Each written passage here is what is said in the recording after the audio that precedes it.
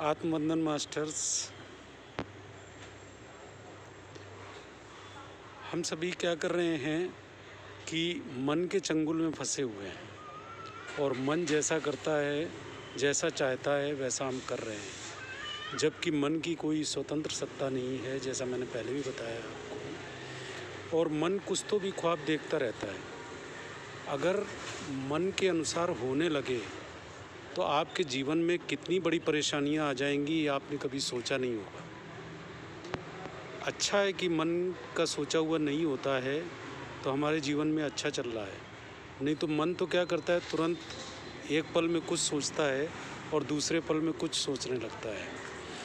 और अगर उसका सोचा हुआ शुरू हो जाए होना तो पर्सन की लाइफ बिल्कुल स्पॉइल हो जाएगी, बर्बाद हो जाएगी। इसलिए ईश्वर की सृष्टि में जो भी है और जो भी हो रहा है बहुत अच्छा हो रहा है, उसमें कुछ भी चेंज नहीं किया जा सकता है।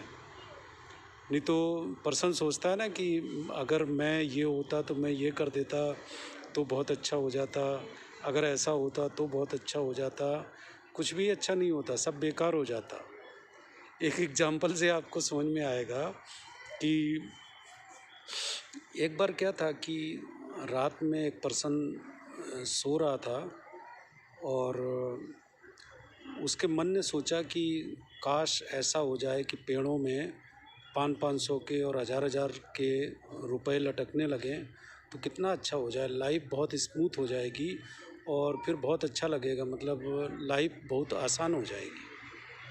तो सपोज़, वैसे होगा तो नहीं ऐसा, सपोज़ उसके कहे अनुसार अगर ऐसा हो जाए और सुबह वो उठा तो उसने देखा पेड़ों में 500 रुपए के नोट लटक रहे हैं, तो सबसे पहला टारगेट उसका क्या होगा?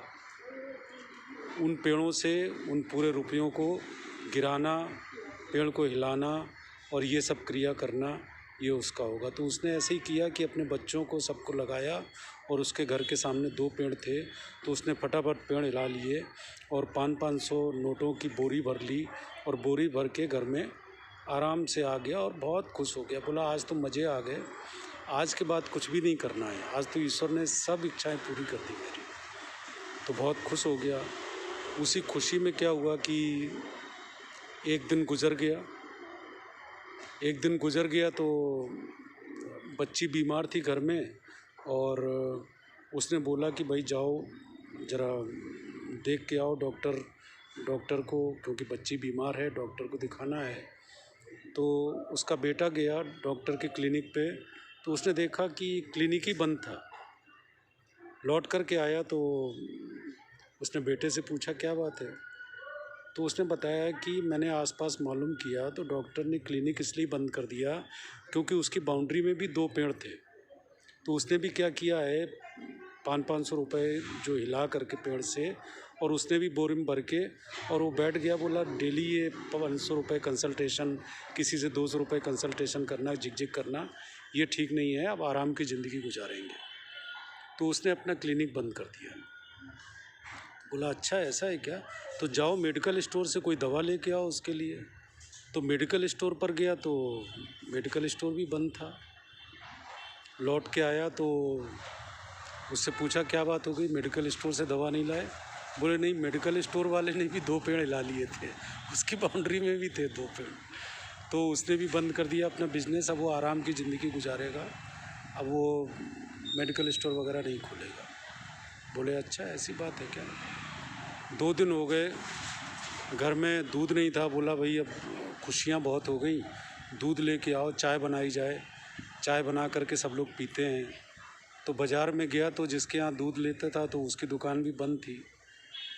तो जब वो बच्चा लौट कर आया उसने बोला क्या हुआ, दूध नहीं लेके आए?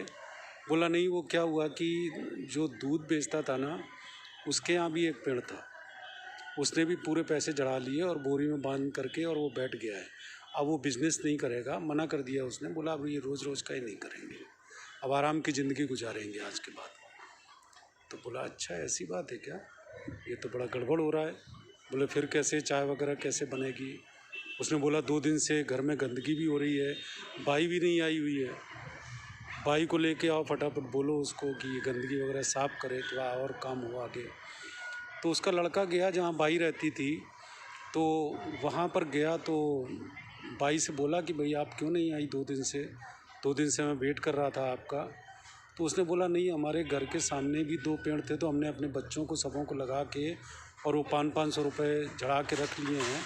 अब डेली ये करना ठीक नहीं है, कहीं 1000 रुपये कहीं 2000 रुपये मिलते थे और डेली इतना काम करना पड़ता था। अब वो मैंने काम आज के बाद बंद कर दिया है, और अगर आप कर सकते हो तो मैं खुद ही देने को तैयार हूँ 1500 रुपये महीने का। तो वो लड़का लौट कर के आया, तो उसने अपने पिता को बोला, बोले बाई तो अब नहीं आएगी क्योंकि उसने भी पेड़ जला लिया है। तो उसने सोचा ये तो बड़ी स्थिति ख़राब हो गई, अब कैसे चलेगा, ऐसा तो होना नहीं चाहिए। तो ईश्वर से प्रार्थना करने लगा कि हे प्रभु, आप तो वैसे ही कर दो, वही ज़्यादा ठीक है, क्योंकि इस झंझट में कौन पड़े, ये तो पूरा सिस्टम ही गलत हो रहा है। तो कहने का मतलब ये है कि संसार में जो भी ईश्वर ने व्यवस्था की है वो बिल्कुल परफेक्ट है। गरीब बनाए हैं, अगर मज़दूर बनाए हैं तो उनका भी अपना महत्व है, क्योंकि आप मकान बनाओगे तो अगर मज़दूर नहीं होंगे तो आपका मकान कौन तैयार करेगा, कौन बनाएगा आपका मकान। इसलिए वो व्यवस्था आपके लिए की गई है। तो वो सभी कुछ परफेक्ट है, बिल्कुल कोई भी दोष नहीं निकालना है। इसीलिए कहा जाता है कि no complaints and no judgements, यानी आपको ईश्वर के किसी विधान में या किसी के प्रति कोई कंप्लेंट नहीं करना है। हम कंप्लेंट करने लगते हैं ना कि ये ऐसा है, ये वैसा है, ऐसा नहीं होना चाहिए, मेरे हिसाब से ऐसा होना चाहिए। तो कंप्लेंट नहीं करना है किसी के प्रति, वो जो कर रहा है अपने हिसाब से बिल्कुल सही कर रहा है। उसी प्रकार से हमें जजमेंट भी नहीं करना है। हम क्या करते हैं, किसी दूसरे की गतिविधियों को देख करके जजमेंट करने लगते हैं कि ये अगर ऐसा करता तो ये ज़्यादा अच्छा होता, इसको ऐसा करना चाहिए। वो हम अपनी छोटी बुद्धि के अनुसार सोच करके जजमेंट करने लगते हैं। तो आपको क्या करना है लाइफ में, नो कंप्लेंट्स, नो जजमेंट्स। जैसा भी चल रहा है बहुत बेहतरीन चल रहा है। ईश्वर की सृष्टि को नमस्कार करो, उसको धन्यवाद दो और ईश्वर से प्रार्थना करो कि आपने मेरे लिए जो भी किया है बहुत अच्छा किया है। आपकी कृपा के लिए बहुत बहुत धन्यवाद। ऐसी ही कृपा बनाए रखें। सभी लोगों को धन्यवाद, धन्यवाद, धन्यवाद।